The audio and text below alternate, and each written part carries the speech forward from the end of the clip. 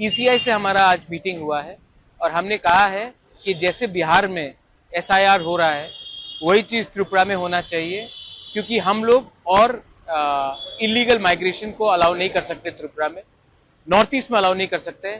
और जैसा चल रहा है हमारे स्टेट में, अगर इलीगल माइग्रेशन चलते रहेगा तो ज़्यादा दिन दूर नहीं है जब हमारे तिपरासा लोगों को अपना सर्वाइवल और एग्जिस्टेंस के लिए भीख मांगना पड़ेगा।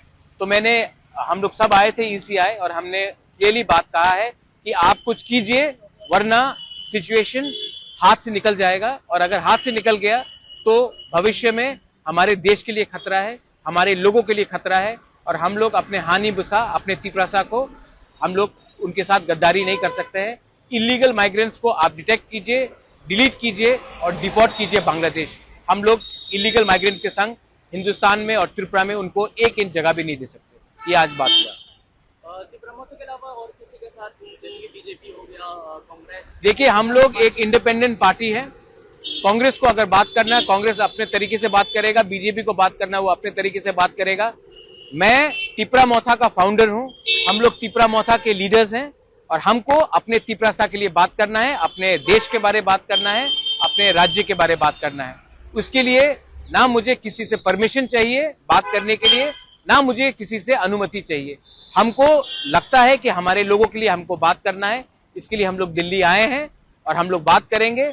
और बात अगर और भी बढ़ाना है तो और भी बात बढ़ाएंगे, सुप्रीम कोर्ट जाना है तो सुप्रीम कोर्ट भी जाएंगे, लेकिन इलीगल माइग्रेंट्स को त्रिपुरा में हम जगह नहीं दे सकते हैं। जो गलती 50s में हुआ, 60s में हुआ, 70s में हुआ, 90s में हुआ, वो गलती हम लोग 2025 में पॉलिटिकली और सोशली रिपीट नहीं करेंगे। ये बात क्लियर है। आपको क्या लगता है बिहार जैसा होगा त्रिपुरा?